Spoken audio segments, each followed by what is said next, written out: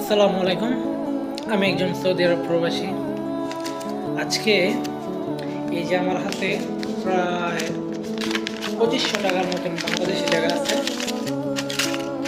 এখানে 2000 ও এখানে 500, এই যে মোট 2500 টাকা। ভাবতেছি কোনো একদিন যদি দেশের মাটিতে ফিরে যাই, এই টাকাগুলো দিয়া ছোটবেলার স্মৃতিগুলো মনে করবো এবং টাকাগুলো ভাঙবো, চকলেট খামো, আইসক্রিম খামো। খুব ইচ্ছে হয় যে প্রবাসে থাকার পর যে বাংলাদেশের যত ছোটকালের স্মৃতিগুলো, অনেক কিছু করা হয়েছে মনে পড়ে। ছোটবেলার স্মৃতি কখনো ভোলা যায় না।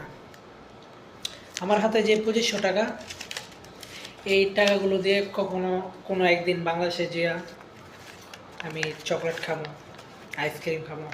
আমার খুব শখ, ছোটবেলার স্মৃতি মনে পড়ছে এই জন্য।